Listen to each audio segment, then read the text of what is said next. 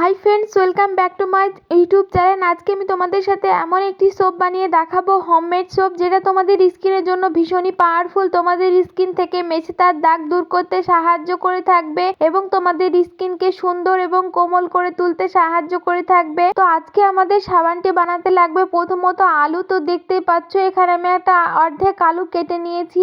আলু আমাদের স্কিনের জন্য ভীষণই ভালো, আমাদের স্কিন থেকে দাগ ছোপ দূর করতে সাহায্য করে থাকে এবং আমাদের স্কিনকে সুন্দর সুন্দর কোমল ময়শ্চারাইজার করে তুলতে সাহায্য করে থাকে আলু। তাই আমরা এই সাবানটি বানাতে আলু ব্যবহার করছি। তো আলুটাকে এখন আমি একটি গ্রেটারের সাহায্যে ভালো করে গ্রেট করে নেব। তো দেখো গাইস, এখানে আমার আলুটাকে ভালো করে গ্রেট করে নেওয়া হয়ে গিয়েছে। এখান থেকে এবার আলুটা থেকে আলুর রসটাকে বের করে নেব। তো দেখো আমি যেরকম ভাবে চিপে চিপে রসটাকে বের করে নিচ্ছি, তোমরাও ঠিক সেরকম ভাবে আলুর রসটাকে বের করে নেবে। আজকে আমাদের সাবান বানাতে শুধু আলুর রসটাই লাগবে এখানে। তো এখানে আমার আলুর রসটাকে বের করে নেওয়া হয়ে গিয়েছে। তো এরপরে আলুর রসের ভিতরে আমাদেরকে এখন দিয়ে দিতে হবে একটা ভিটামিন ই ক্যাপসুল। তো দেখতে পাচ্ছ এখানে আমি একটা ভিটামিন ই ক্যাপসুল নিয়ে নিয়েছি। ভিটামিন ই ক্যাপসুলটাকে আমি আলুর রসের সঙ্গে অ্যাড করে দিচ্ছি।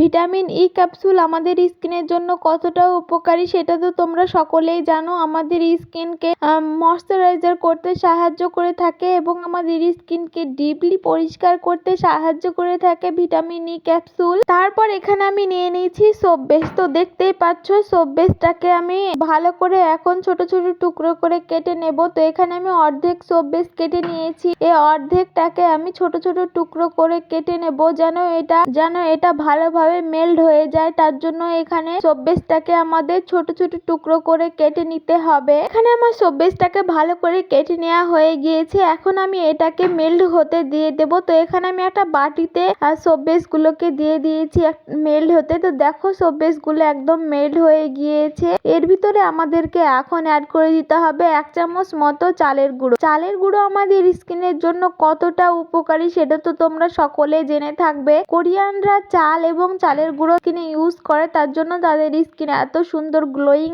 স্কিন হয়ে থাকে। আর তার জন্য আজকে এই সাবানটি বানাতে আমরা চালের গুঁড়ো ইউজ করছি। তারপরে দিয়ে দিতে হবে এখানে আলুর রসটা। তো এখানে আমি আলুর রসটা আর চালের গুঁড়োটাকে ভালো করে অ্যাড করে দেওয়া হয়ে গিয়েছে। তারপর এর ভিতরে আমাদেরকে দিয়ে দিতে হবে 1 চামচ মতো মুলতানি মাটি। তো মুলতানি মাটি আমাদের স্কিনকে সফট এবং সুন্দর করতে সাহায্য করে থাকবে এবং আমাদের স্কিন থেকে ডার্ক সার্কেল কমাতে সাহায্য করে থাকবে মুলতানি মাটি। সবকিছুকে অ্যাড করে দেওয়ার পর ভালো করে একটি চামচের সাহায্যে নাড়াচাড়া করে মিশিয়ে নিতে হবে যেন দানা ভাবটা না থাকে, তার জন্য ভালো করে মিশিয়ে নিতে হবে। তো দেখতেই পাচ্ছ একটি চামচের সাহায্যে আমি ভালো করে মিশিয়ে নিচ্ছি। তো আমার ভালো করে মিক্স করে নেওয়া হয়ে গিয়েছে। তো এটাকে এখন আমি একটা বাটিতে ঢেলে সাবান বসিয়ে নিচ্ছি। তো আমি একটা বাটিতে সাবান বানাচ্ছি। তোমরা সোপ মোল্ডেও বসাতে পারো। তো এখানে আমি একটা বাটিতে আজকে সাবানটা বানিয়ে তোমাদেরকে দেখালাম। তো দেখো কত সুন্দর ভাবে বসে গিয়েছে। তো এটাকে আমি এখন তুলে নিচ্ছি। দেখো কত সুন্দর সাবানটা হয়েছে। এই সাবানটা তোমাদের স্কিনকে সফট এবং সুন্দর করে তুলতে সাহায্য করে থাকবে এবং তোমাদের স্কিনের জেল্লা ফিরিয়ে নিয়ে আসতে সাহায্য করে থাকবে। যাদের স্কিন প্রচুর পরিমাণে কালো হয়ে গিয়েছে, ট্যান পড়ে গিয়েছে, সেই ট্যান রিমুভ করতে সাহায্য করে থাকবে আজকের এই সাবানটা তোমাদের স্কিনের জন্য ভীষণই উপকারী, ভীষণই পাওয়ারফুল হোমমেড সোপ। তো তোমরা বাড়িতে অবশ্যই একবার হলে ওই সাবানটা বানিয়ে ইউজ করবে, দেখবে অনেক ভালো রেজাল্ট পাবে। তো আজকের ভিডিওটা এই পর্যন্ত। ভিডিও ভালো লাগলে অবশ্যই লাইক, কমেন্ট, শেয়ার করবে এবং আমার চ্যানেলটিকে সাবস্ক্রাইব করে আমার পাশে থাকবে।